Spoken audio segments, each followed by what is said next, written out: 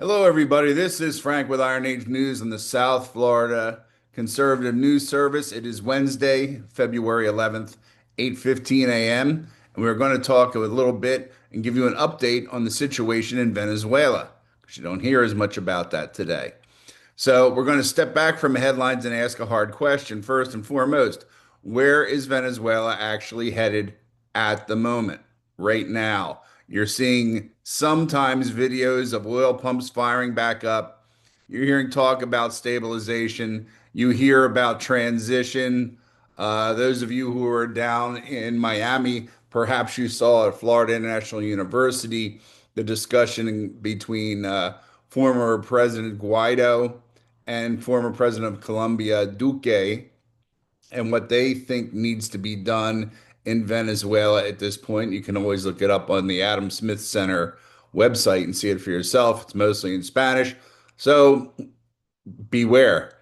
But what you're not hearing is a clear timeline for elections, which was the big thing with the Guaido and Duque thing is elections, which I'm like, because I understand what you all understand, and we'll get to that in a minute. You're not hearing anything about a neutral board of elections. You need to say you are not hearing about the guardrails necessary to protect the first post-Maduro vote from being compromised.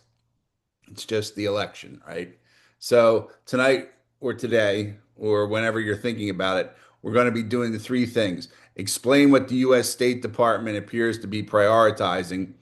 Compare that to the 180-day transition timeline that many assumed, including ourselves.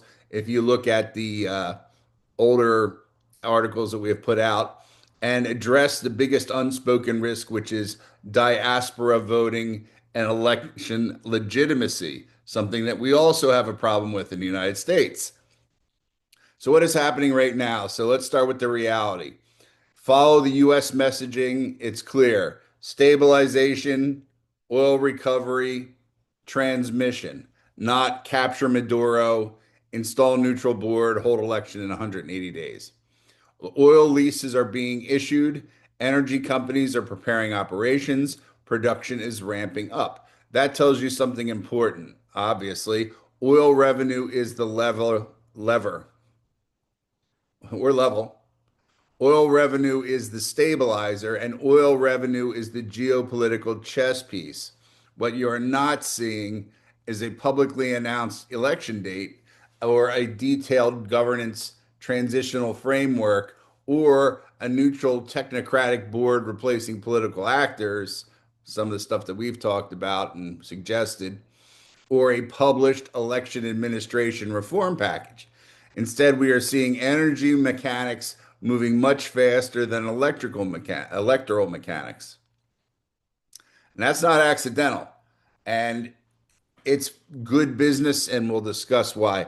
So let's be honest, the 180-day clock from regime collapse to interim board to election is very aggressive, even in a healthy state.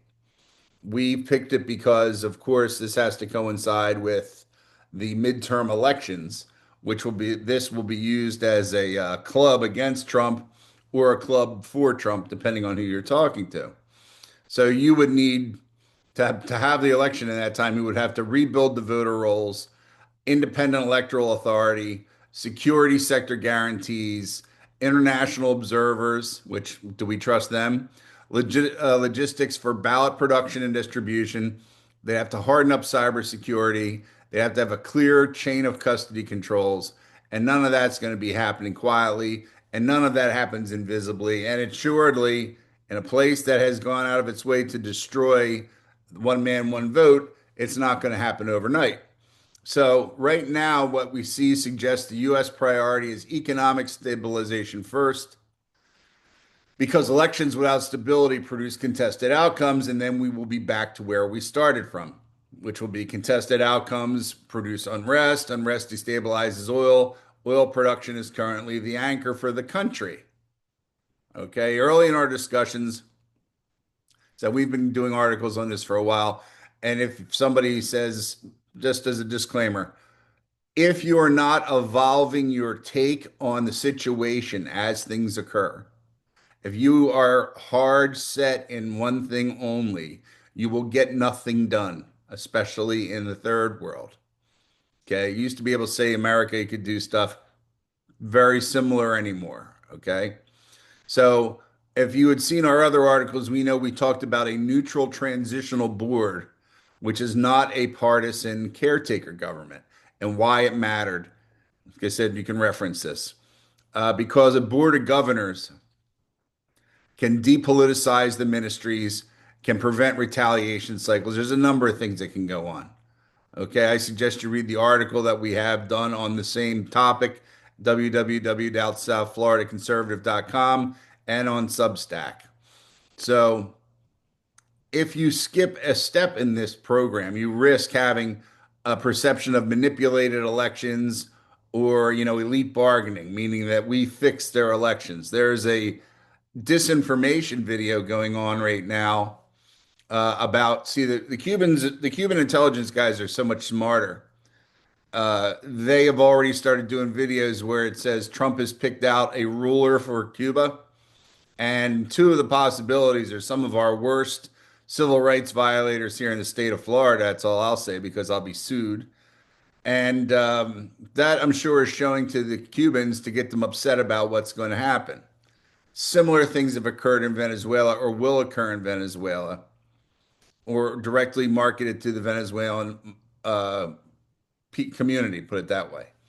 So, right now, for what I'm discussing, publicly, we are not seeing the structure of such a board formalized. It doesn't mean discussions aren't happening, but it does mean it's not the visible priority. Machado is being pushed around. She's obviously the EU pick. She has ingratiated herself with President Trump, but she did not win the last election. You can see we did once again an article on who we think is out there possibility for running. She does a lot for the community, but she is not Bismarck. Let's put it that way. So we can talk about the most disturbing thing on that whole side here is going to be what would be considered diaspora voting. And I think that's kind of what the boys were talking about in Miami. And it is such a bad idea. So there are millions of Venezuelans that are living abroad. On principle, they have a stake in their country's future. But the problem is this: first elections after political collapse are fragile. If you allow remote voting, mail in ballots, all the stuff that stole the election from the president in 2020, then you're going to have possibility of a lot of bad actors running for office if they haven't been disqualified for war crimes or if the United States government doesn't want them for drugs or something else, right? So you would create a legitimacy vulnerability, is what it's called. And legitimacy, not turnout, is what matters in a first post crisis vote. If the results are contested because there being a diaspora process, because it's unclear, the entire transition becomes suspect. It allows for now the guerrillas to come up out of the woods and fight back to free Venezuela from the evil capitalist overlords. The safest model for a first election would be domestic voting rebuilt first, just like they did in Iraq. Believe it or not, that was a very, very well done. The purple finger thing or blue finger thing, very well done. Amazing that we were able to pull that off. Okay. And that was with people being killed trying to vote. So that would be the best thing. Domestic voting rebuilt first, cleaner voter registry, transparent ballot handling, international monitoring, and from countries that we don't have a problem with. So no communists, no almost communists, no socialists. The first election has to be bulletproof. It cannot be experimental, which is why we had suggested an interim management board because they need to do, as was mentioned in Miami as well, the military has to be stood down in strength. It does not have to be taken apart, but I think there are 20,000 generals or something. They have more generals than we have, and we have a ridiculous amount. The amount of generals we have and admirals we have is way out of proportion to the amount uh, of enlisted men. They're even worse. But to get these things done, to get a police department that works, things of that nature, you have to do the so-called denazification or de-Chavista-ing of the Venezuelan political apparatus and the bureaucracy.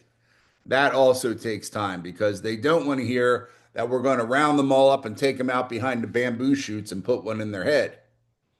Okay. But to get these people back is going to be an interesting situation. So you say to yourself, there's millions of them in other countries. And I know I asked, and I'm sure some of you are thinking, at what point do the host countries say the danger is over? There are tons of them in Colombia. It's been bringing the Colombian social structure down. They don't have a welfare system that can handle it. We have a ton here in the United States. They're anywhere they could go. And here's the reality of this situation with the host countries, at least as far as United States laws ish. Oil revenue rising does not automatically equal safety restored. It doesn't. I would say that the oil companies have probably brought in a number of contractors to make sure that people don't steal their copper. Okay, they didn't have to bring them from the United States. The Colombians have some of the best trained counterinsurgency and this and that and the other type of troops available in the entirety of the hemisphere. So we could have just gone and called our Colombian cousins up and brought in a gaggle of people, plus the local boys, to keep the bums off the sidewalk out front. But oil revenue alone, like I said, isn't going to make this happen. People are going to return when the courts are functioning, when they have released the rest of the political prisoners, which they have not done, when they guarantee the property rights are protected, which means they're going to have to put together a group of impartial jurists or lawyers because Chavez and then Maduro sees so many properties from the average citizen that they're going to have to be a restitution there. It hasn't gone long enough like it did in Cuba where they can't give them the property. They can give back the property on a lot of these things and then go from there. Restitution, of course, could be paid out of this fund that is being generated with the sale of the Venezuelan oil. As oil is being sold from Venezuela to the world under U.S. guidance, the U.S. puts the money into an oil account for the people of Venezuela. So I'm assuming when it hits $500 or whatever it is, more work can be done. It's a smart move on Trump's part because this way we don't have the Democrats crying, oh, look at this welfare state, which honestly, if you looked at Iraq and Afghanistan and any of the other places that the United States has been with Republicans and with Democrats, they should just shut the hell up. But anyway, aside, the people will return when the courts are functional. There's property rights again. The retaliation risk drops down to nothing.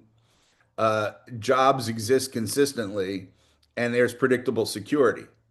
The oil can fund stability, don't get me wrong, but they have to be able to get trust back, and trust takes longer.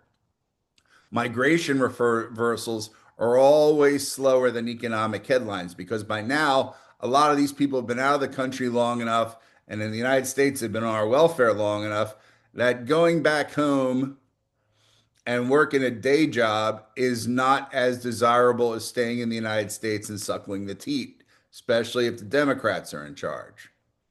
Okay, so what you have to watch in the next 90 days, and we'll update this in another 30 days or so, is if this is truly moving towards elections, we would see an announcement of independent electoral oversight. I'm going to just give you the list.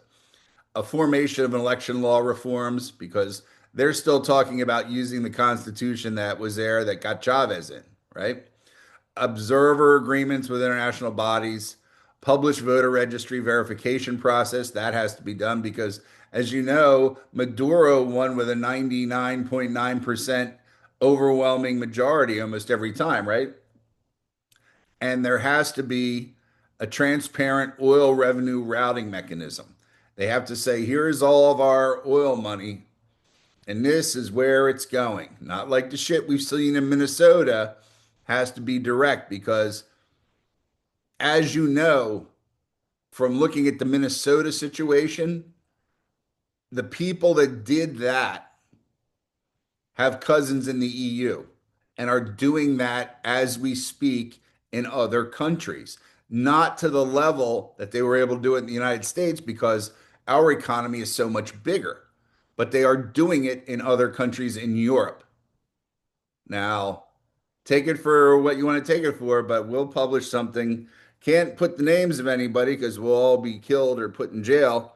But you'll also find that that was also done under the, I wouldn't say the neocons did it, but War Without End is very profitable if you are involved in the War Without End business. So you had the socialists in the United States and another group, the neocons, probably working War Without End outside of the United States. And that way you didn't butt heads. And the only loser, well, two losers, the American citizen and the American service person. So you have that going on. All right. So right now, the visible sequence that we're talking about here is energy production restoration, which has started, controlled economic reentry, which we haven't heard a whole lot about, diplomatic stabilization. That woman who is the president is also on our hit list from the Marshal Service. So she's probably, when they say they're talking every day, she's trying to figure out how she's going to stay alive.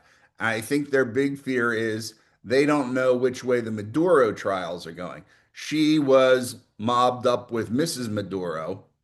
So whatever Mrs. Maduro gets for time, she's looking at around the same amount of time, which will make her a little harder to get rid of. There'll probably be some amnesty for people in the military side, depending on how big a party member they were. But you can see that in our other articles. So the 180 days to an election that we had hoped for is not impossible. I would be happy, basically, if at 180 days they were preparing to prepare for an election, if you know what I'm saying.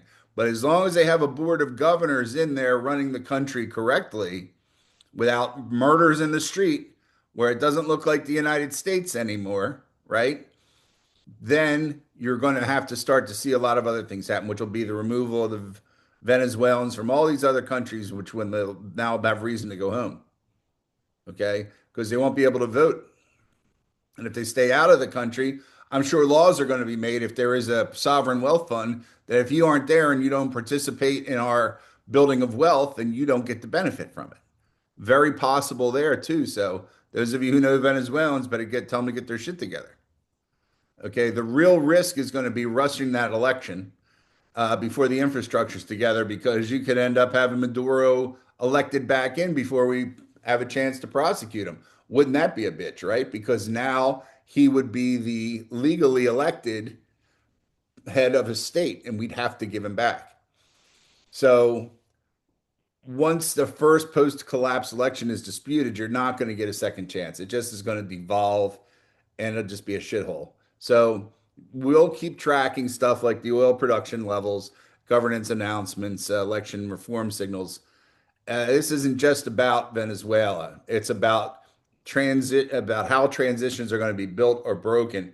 And a similar model, not exact, a similar model, if you look at our article to the same effect, is going to be operated in Cuba. And that should be done.